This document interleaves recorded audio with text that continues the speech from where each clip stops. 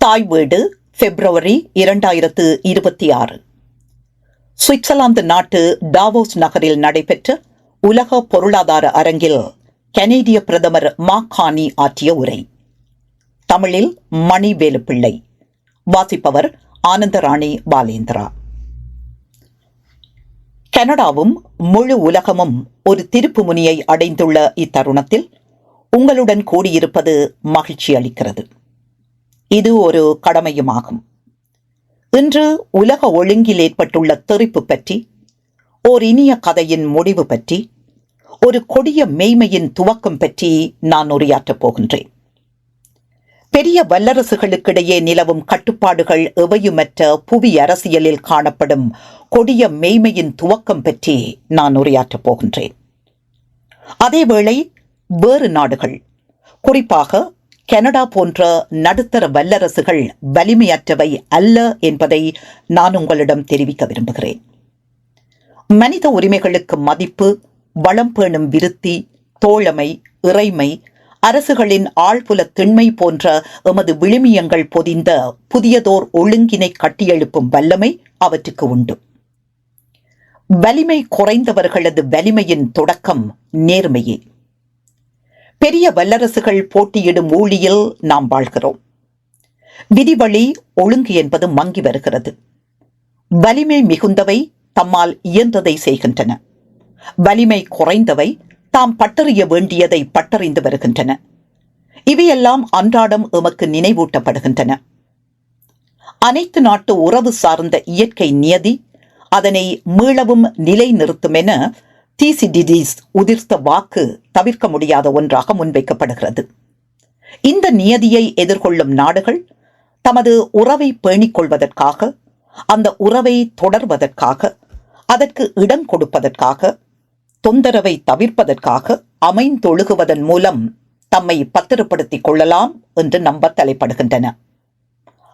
அது நடக்காது. அப்படியென்றால் நாம் என்ன செய்யலாம்? செக்கோஸ்லோவாக்கிய நாட்டு அரசியல் அரங்கில் ஒரு மாற்று கருத்தாளராக விளங்கிய வாக்ஸ்லாவ் ஹாவல் 1978 வலிமையற்றவர்களின் வலிமை என்று தலைப்பிட்டு எழுதிய கட்டுரையில் ஒரு எளிய வினாவை எழுப்பினார். பொதுவுடைமை முறைமை தன்னை எவ்வாறு பேணிக் கொள்கிறது? ஒரு மரக்கறி வியாபாரியை வைத்து அவர் விடையளிக்கிறார். அவர் ஒவ்வொரு நாளும் காலையில் எழுந்து தனது சாளரத்தில் ஓர் அட்டையை இடுவார். அதில் உலக தொழிலாளர்களே ஒன்றுபடுவீர் என்று பொறிக்கப்பட்டுள்ளது. அதை அவர் நம்பவில்லை. ஆனாலும் தொந்தரவை தவிர்ப்பதற்காகவும் அமைந்தொழுகுவதாக காட்டிக்கொள்வதற்காகவும் எல்லா தெருக்களிலும் எல்லா மரக்கறி வியாபாரிகளும் அப்படியே செய்வதனாலும் அந்த அட்டையை அவர் இடுகின்றார். இப்படித்தான் பொதுவுடைமை முறைமை நிலை நிற்கிறது. வன்முறையால் மாத்திரமல்ல, தமக்கு பொய்யென தெரிந்த சடங்குகளில் பொதுமக்கள் பங்கு பெற்றுவதாலும் அம்முறைமை நிலை நிற்கிறது. இதை பொய்க்குள் வாழ்தல் என்றார் ஹவல். அந்த முறைமையின் மெய்மையிலிருந்து அதன் வலிமை பிறக்கவில்லை. அது மெய் என்பது போல் செயற்படுவதற்கு அனைவரும் விரும்புவதிலிருந்தே அதன் வலிமை பிறக்கிறது. அதன் பலவீனத்துக்கும் அதுவே தோற்றுவாய். ஒருவர் அப்படி செய்வதை நிறுத்தும் பொழுது, அந்த மரக்கறி வியாபாரி அந்த அட்டையை அகற்றும் பொழுது அந்த மாயை அகல துவங்குகிறது. வணிக நிறுவனங்களும் நாடுகளும் தமது அட்டைகளை அகற்ற வேண்டிய தருணம் இது. பல தசாப்தங்களாக கனடா போன்ற நாடுகள் விதிவழி உலக ஒழுங்கு என்று நாம் பாடமாக்கிய ஒழுங்கின்படி செழித்தோங்கின. அதன் நிறுவனங்களில் நாம் இணைந்து கொண்டோம். அதன் நெறிகளை போற்றினோம். எதிர்பார்த்தபடி நிகழும் வாய்ப்பினால் நன்மை அடைந்தோம். அதன் பாதுகாப்பில், விழுமிய வழியில் எமது வெளிநாட்டு கொள்கைகளை எம்மால் வகுக்க முடிந்தது. விதிவழி உலக ஒழுங்கின் கதை ஓரளவு பொய் என்பதையும், வலிமை மிகுந்த நாடுகள் வசதிப்படி தமக்கு விதிவிலக்களிக்கும் என்பதையும், வணிக விதிகள் ஏறுமாறாக நடைமுறைப்படுத்தப்பட்டதையும், குற்றஞ்சாட்டும் அல்லது பாதிப்புக்கு உள்ளாகும் நாட்டை பொறுத்து அனைத்து நாட்டு சட்டம் வேறுபட்ட விரலுடன் செல்லுபடியாகிய விதத்தையும் நாம் அறிந்திருந்தோம். இப்புனைகதை எமக்கு பயன்பட்டது. திறந்த கடல் வழிகள், நிலைத்த நிதி கட்டமைப்பு, கூட்டு பாதுகாப்பு, பிணக்கு தீர்வு கட்டுக்கோப்புக்கான ஆதரவு தொடர்பான பணிகளை ஆற்றுவதற்கு குறிப்பாக அமெரிக்க மேலாதிக்கம் துணை நின்றது. ஆதலால் சாளரத்தில் நாம் அட்டையை இட்டு வைத்தோம். சடங்குகளில் பங்கு பெற்றினோம். சொற்சிலம்பத்துக்கும் மெய்மைக்கும் இடையே காணப்பட்ட வெளிகள் பற்றி குறை கூறுவதை பெரிதும் தவித்து வந்தோம். இந்த பேரம் இனிச்சரி வராது. இதோ நேரடியாக கூறுகின்றேன். மாறும் காலத்தின் நடுவில் அல்ல, ஒரு தெறிப்பின் நடுவில் நாம் நிற்கின்றோம்.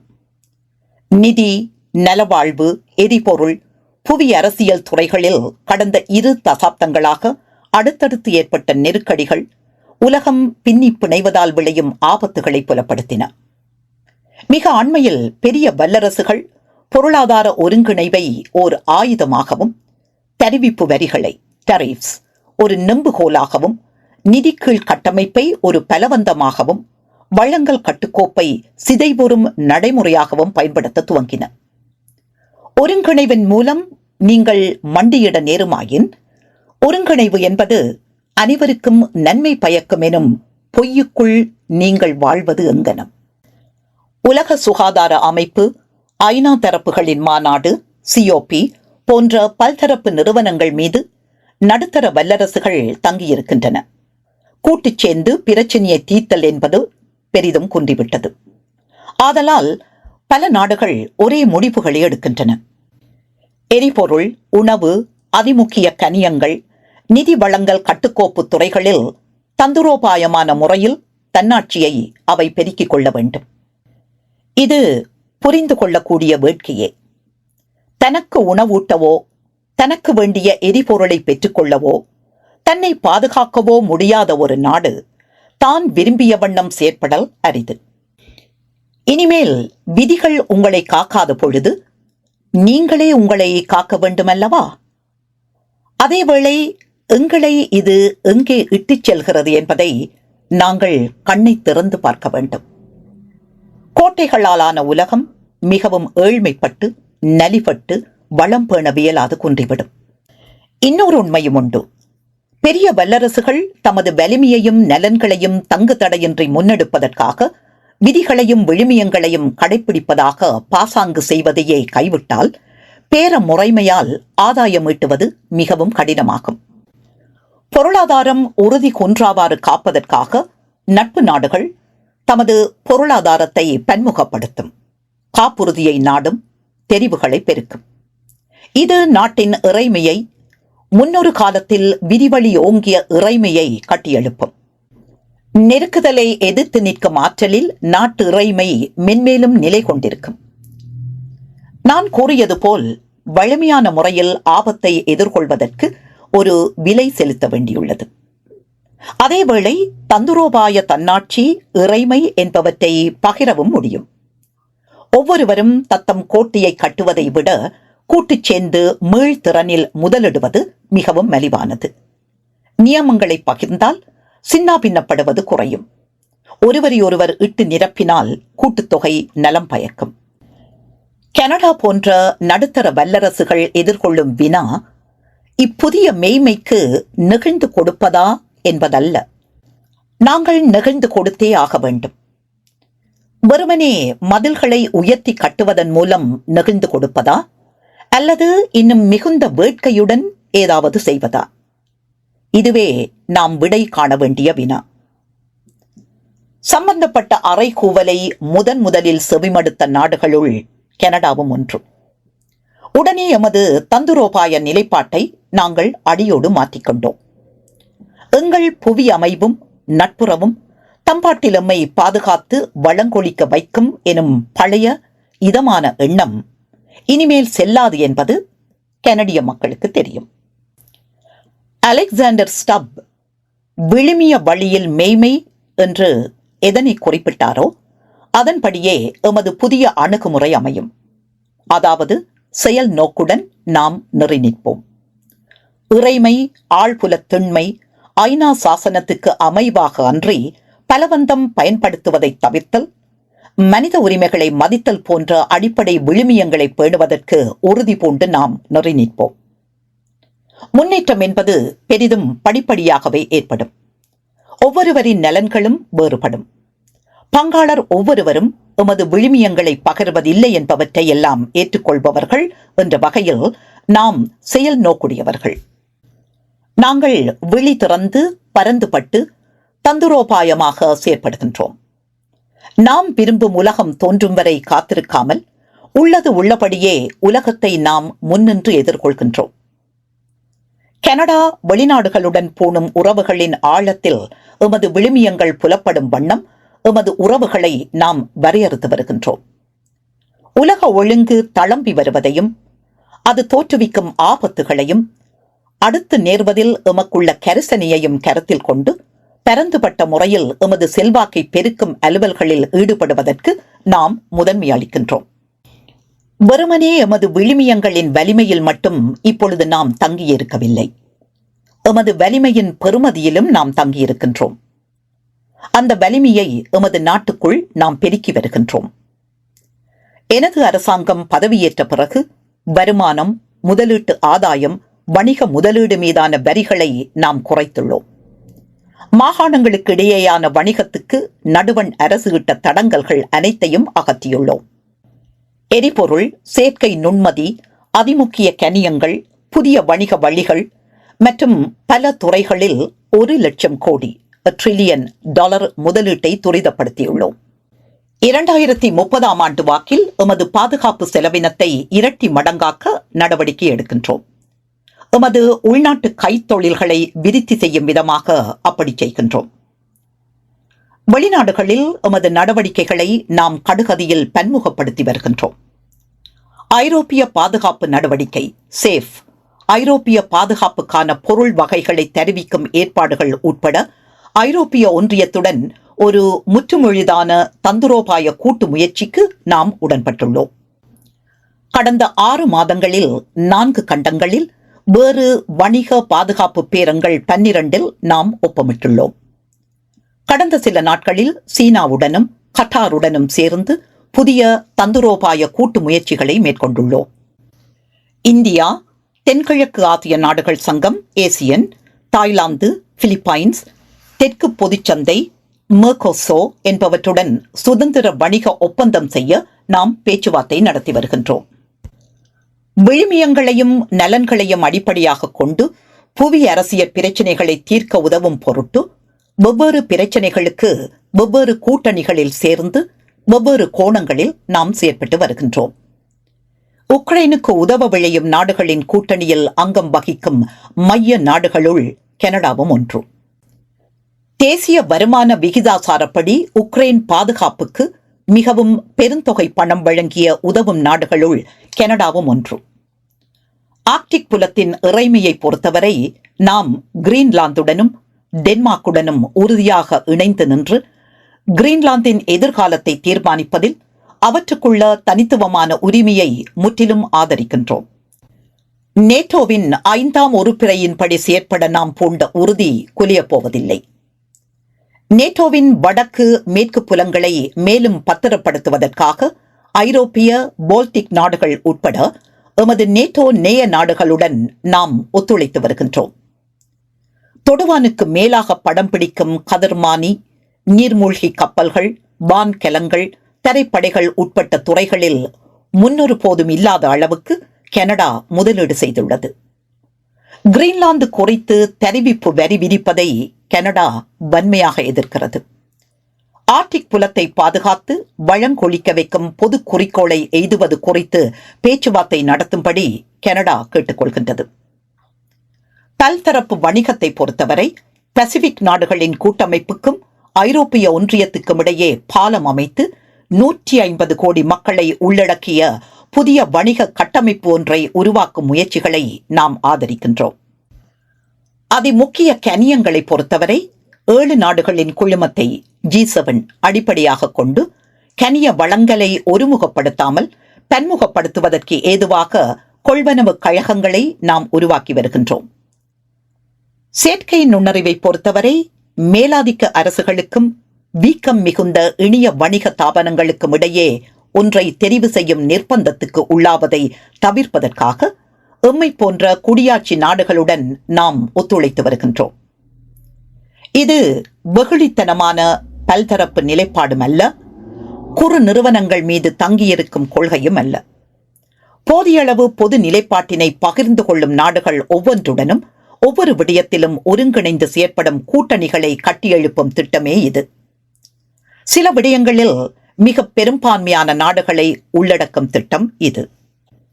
இது வணிகம், முதலீடு, பண்பாடு என்பவற்றை ஊடறுத்து பின்னி பிணைந்த கட்டுக்கோப்பு ஒன்றினை தோற்றுவிக்கும் திட்டமாகும்.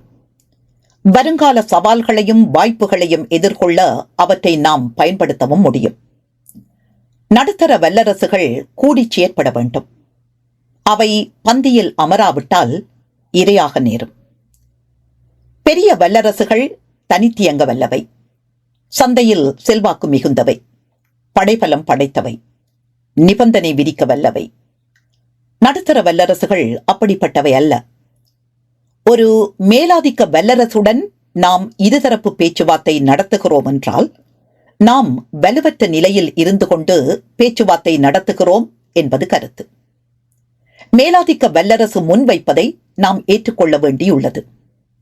மேலாதிக்க வல்லரசுக்கு அதிக இடம் கொடுப்பதில் எம்மிடையே நாம் போட்டியிட நேர்கிறது. இது இறைமை அல்ல, இது அடிபணிவை ஏற்கும் இறைமையின் செயல். பெரிய வல்லரசுகள் போட்டியிடும் ஓர் உலகில் இடைப்பட்ட நாடுகளுக்கு ஒரு தெரிவுண்டு. பெரிய வல்லரசுகளின் தயவை ஈட்டிக் கொள்வதற்காக இடைப்பட்ட நாடுகள் தம்மிடையே போட்டியிடுவது ஒன்று, அல்லது இடைப்பட்ட நாடுகள் ஒருங்கிணைந்து மூஞ்சையில் அடித்தால் போல் ஒரு மூன்றாவது பாதையை உண்டாக்குவது மற்றது. நியாயம், நேர்மை, விதிகள் பொதிந்த வலிமையை நாம் கூட்டிச் சேர்ந்து கையாள முன்வந்தால் அந்த வலிமை நின்று பிடிக்கும் என்ற உண்மையை எமக்கு மறைக்கும் விதமாக பெரிய வல்லரசுகளின் படை பலமும் பலவந்தமும் மேலோங்குவதற்கு நாம் இடம் கொடுக்கக்கூடாது. இது திரும்பவும் என்னை ஹவலிடம் கொண்டு செல்கிறது. நடுத்தர வல்லரசுகளை பொறுத்தவரை மெய்க்குள் வாழ்தல் என்பது எவ்வாறு பொருள்படும்? உள்ளபடியே மெய்மையை வரையறுப்பது என்று பொருள்படும். விதிவழி உலக ஒழுங்கு என்பது விளம்பரப்படுத்தப்பட்டபடியே இன்னமும் செயற்படுவதாக எண்ணி அதை கூவி அழைப்பதை நிறுத்துவது என்று பொருள்படும். சம்பந்தப்பட்ட முறைமையை அதன் பெயரை சொல்லி அழைப்பது என்று பொருள்படும். பெரிய வல்லரசுகளுக்கிடையே போட்டி மும்முரமடைந்த காலகட்டத்தில் மிக வலிமை படைத்த வல்லரசு பொருளாதார ஒருங்கிணைவை ஒரு பலவந்த ஆயுதமாக பயன்படுத்தி அதன் சொந்த நலன்களை ஈட்டிக் கொண்டது என்று பொருள்படும். நெறி நிற்றல் என்று பொருள்படும் நேய நாடுகளுக்கும் போட்டி நாடுகளுக்கும் ஒரே நியமங்களை பயன்படுத்தல் என்று பொருள்படும். ஒரு திசையில் இருந்து வரும் பொருளாதார மிரட்டலை கண்டிக்கும் அதே நடுத்தர வல்லரசுகள் மறு திசையிலிருந்து மிரட்டல் வரும் பொழுது வாய் பொத்திக் கொள்வது சாளரத்தில் அட்டையிடுவதற்கு நிகராகும். நாம் எதை நம்புவதாக மாறுதட்டிக் கொள்கிறோமோ அதை விருத்தி செய்தல் என்று பொருள்படும். பழைய ஒழுங்கு மறுபடியும் நிலைநிறுத்தப்படுவதற்கு காத்திராமல் விவரிக்கப்பட்டவாறு செயற்படும் நிறுவனங்களையும் உடன்படிக்கைகளையும் உருவாக்கல் என்று பொருள்படும். பலவந்தத்தை கைகூடச் செய்யும் நெம்புகோலை குறுக்குவது என்று பொருள்படும். ஒவ்வொரு அரசாங்கமும் வலிமை வாய்ந்த உள்நாட்டு பொருளாதாரத்தை கட்டியெழுப்புவதற்கு என்றென்றும் முதன்மை அளிக்க வேண்டும். அதை உலகளாவிய முறையில் பன்முகப்படுத்துவது வெறுமனே பொருளாதார மதிநுட்பம் மாத்திரமல்ல, நேரிய வெளிநாட்டு கொள்கைக்கிடும் அத்திவாரமும் ஆகும். பதிலடியால் பாதிக்கப்படும் நிலையை குறைப்பதன் மூலமே நெறி நிற்கும் உரிமையை நாடுகள் ஈட்டிக் கொள்கின்றன. உலகத்துக்கு வேண்டியது கனடாவில் உண்டு. கனடா ஓர் எரிபொருட் பேரரசு. அதிமுக்கிய கனிய வகைகள் இங்கு பரந்து படிந்துள்ளன. உலகத்திலேயே கல்வி அறிவு மிகுந்தவர்கள் இங்கு வாழ்கிறார்கள். உலகின் மிகப்பெரிய செப்ப நுட்பம் மிகுந்த ஓய்வூதிய முதலீடுகள் கொண்ட நாடுகளுள் கனடாவும் ஒன்று. மூலதனமும் திறமையும் தீர்க்கமாக செயற்படுவதற்கான பாரிய அரசுரை வருமதியும் எம்மிடம் உண்டு. பலரும் ஆசைப்படும் விழுமியங்களும் எம்மிடம் உண்டு. கனடிய சமூகம் ஒரு பன்மை சமூகம், செவ்வனே செயற்படும் சமூகம். எமது பொது சதுக்கம் கலகலப்பானது, பல்வகைப்பட்டது, சுதந்திரமானது. கனடிய மக்கள் வளம் பேணி வாழ உறுதி பூண்டவர்கள். கனடா ஓர் உறுதி வாய்ந்த நம்பத்தகுந்த பங்காளி நாடு. நீடித்த காலத்துக்கு நெடுங்கால உறவுகளை பேணி வரும் பங்காளி நாடு. கனடாவில் வேறொன்றும் உண்டு. நடப்பதை அறிந்து புரிந்து அதற்கிணங்க செயற்படும் திடசித்தம் உண்டு.